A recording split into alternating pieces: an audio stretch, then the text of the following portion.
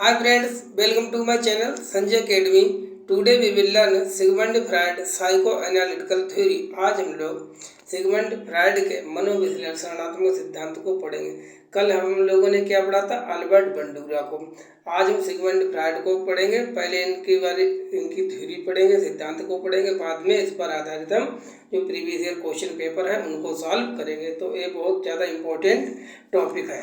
चलिए अपनी क्लास को स्टार्ट करते हैं। सिगमंड फ्रायड, देखिए जो सिगमंड फ्रायड थे, इनका जो जन्म है वो 1856 में कहाँ हुआ था? ऑस्ट्रिया में हुआ था, क्योंकि जो सिगमंड फ्रायड थे वो ऑस्ट्रिया के रहने वाले थे और इनकी जो डेथ है वो 1939 में हुई थी। ओनली 83 ईयर्स एज में ही इनकी डेथ हो गई। आगे इस सिद्धांत में मन का विश्लेषण किया जाता है। जो इन्होंने सिद्धांत दिया था उसमें किसका विश्लेषण किया था? एनालिसिस किया था मन का। जैसा कि नाम से भी क्लियर, मनोविश्लेषणात्मक सिद्धांत, साइको एनालिटिकल थ्योरी। देखिए ये सिगमंड फ्रायड भाई साहब है, कुछ पढ़ाई कर रहे हैं। चलिए आगे चलते हैं, समझते हैं आगे। जो सिगमंड फ्रायड थे, इन्होंने 3 टाइप के मन बताए हैं। जो मन है, मन के 3 प्रकार बताए हैं। पहला मन है चेतन मन, दूसरा अर्ध चेतन मन, तीसरा है अचेतन मन। चलिए वन बाय वन करके एक एक करके पढ़ते हैं। जो पहला मन है चेतन मन, इसको हम कंसाइस माइंड कहते हैं। 10%। 10% का मतलब है यहाँ पर सबसे छोटा। सबसे जो बड़ा होता है वो 90% होता है अचेतन मन। सबसे छोटा होता है, केवल 10% होता है, वो होता है चेतन मन। और जो अर्ध चेतन मन है वो इन दोनों को केवल बैलेंसिंग करता है, वो बहुत ज़्यादा छोटा होता है, लगभग निगलेक्ट ही होता है। अब चेतन मन में क्या होता है? देखिए चेतन मन जो है वो किससे रिलेटेड होता है? वो प्रेजेंट से रिलेटेड होता है। जैसे तुमसे पूछा किसी ने कि तुम्हारा नाम क्या है, तो तुमने तुरंत बता दिया कि मेरा नाम संजय है या सचिन है, जो भी है। ठीक है, तो ये तो हो गया प्रेजेंट। मतलब इसमें कोई भी हमें ज़्यादा सोचने की ज़रूरत नहीं है, तुरंत हम रिप्लाई कर देते हैं। इसे कहते हैं कंसाइज माइंड। दूसरा जो हमारा होता है वो होता है अर्ध चेतन मन। अर्ध चेतन मन में क्या है? इसमें हमें तुरंत ज्ञान नहीं होता, मतलब एक संग तुरंत तो हमें कुछ पता नहीं होता, लेकिन कुछ टाइम बाद अगर हम याद करें तो हमको याद आ जाता है। जैसे हमने कल की क्लास में अल्बर्ट बंडूरा के बारे में पढ़ा, तो थोड़ा बहुत भूल चुके होंगे, लेकिन अगर हम ध्यान करेंगे तब हमको ध्यान आ जाएगा कि कुछ अटेंशन, रिटेंशन, मोटिवेशन, रिप्रोडक्शन कुछ ऐसे था। तो थोड़ा सा हमको टाइम लगता है, हमको याद आ जाए। वो क्या होता है? अर्धचेतन मन, सब कंसाइज माइंड। ठीक है, अब तीसरा क्या है? तीसरा है अचेतन मन, अनकंसाइज माइंड। ये है माइंड का जो होता है, मन का सबसे बड़ा भाग है। देखिए यहाँ पर भी दिखाई दे रहा है, सबसे बड़ा है, 90% होता है। इसमें वे बातें होती हैं जो हम भूल चुके हैं, मतलब जिस चीज़ों को हम परमानेंट करके भूल गए हैं और याद करने पर भी याद हमें नहीं आती हैं।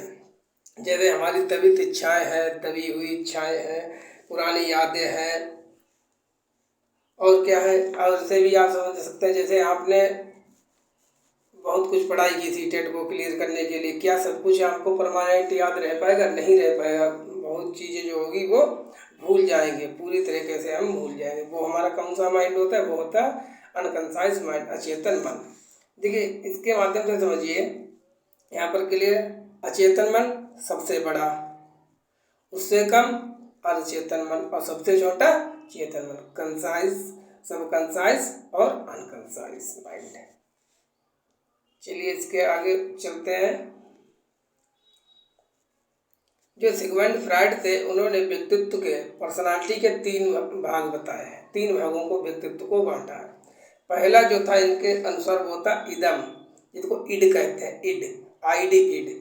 इसमें व्यक्तित्व की शारीरिक और मूल आवश्यकताएं होती हैं, जैसे भूख, प्यास, निद्रा, सेक्स आदि को सेटिस्फाइड करना होता है।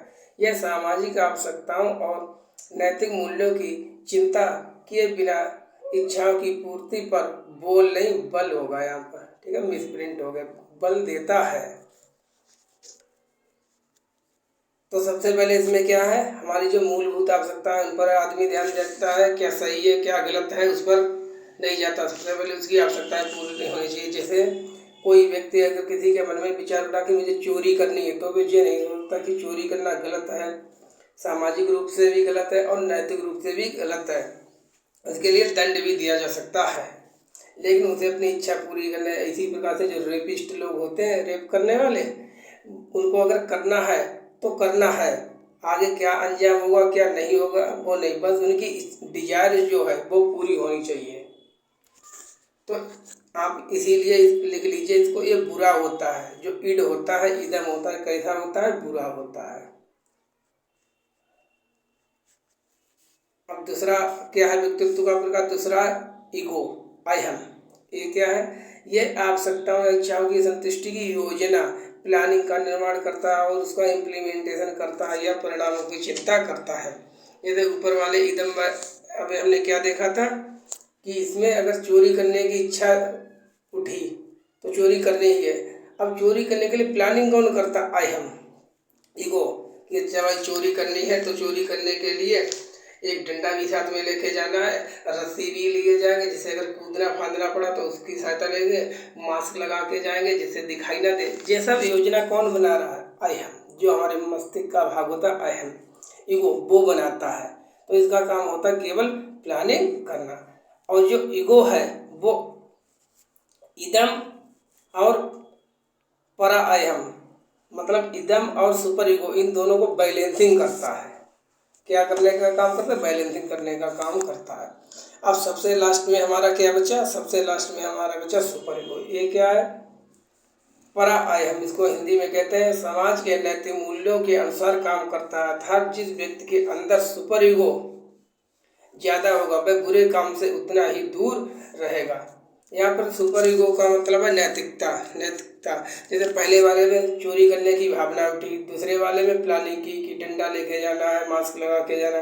लेकिन जो सुपर ईगो है वो समझाता है कि नहीं, चोरी करोगे तो पकड़े जाओगे, जेल जाओगे, क्या इसका दुष्परिणाम होंगे, चोरी मत करो। किसी के साथ रेप है वो करना गलत है, जैसे मेरी माँ बहन ने दूसरी की है। ये समझाने का काम करता है कौन, परा अहम, सुपर ईगो। और जिस भी व्यक्ति के अंदर जितना होगा वो उतना ही ज़्यादा अच्छा होगा जिसके अंदर सुपर ईगो होगा। देखिए बता दें, जो ईगो है यहाँ, ईगो का मतलब घमंड नहीं कि इसके अंदर, इस लड़की के अंदर, लड़का के अंदर कितना ईगो भरा पड़ा है, वो ईगो नहीं है जी। ईगो का मतलब है अहम। तो सुपर ईगो को आप लिख लीजिए अच्छा। ये कैसा होता है, अच्छा। चलिए आगे चलते हैं। यहाँ पर समझिए तराजू के माध्यम से देखिए, यहाँ पर है ईगो, यहाँ पर है इड, यहाँ पर है सुपर ईगो। सुपर ईगो सबसे बड़ा होता है, कितने परसेंट अभी बताया था, 90%। और इदम कितने बताया था, 10%।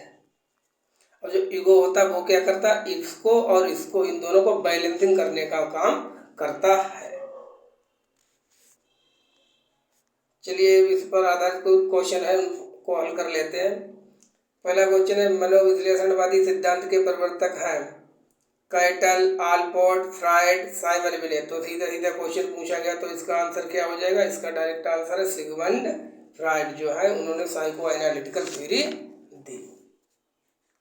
दूसरा क्वेश्चन क्या है, डॉट डॉट डॉट के अनुसार इदम, अहम, परायहम, मतलब ईगो, इडम, इड, ईगो, सुपर ईगो, व्यक्तित्व के 3 घटक किसने बताए हैं, किस मनोवैज्ञानिक ने बताया है, बंडूरा, यूंग, फ्रायड, एडलर। बताइए किसने बताया है, अभी है हमने जस्ट पढ़ा था, वो किसने बताया है, सिगमंड फ्रायड।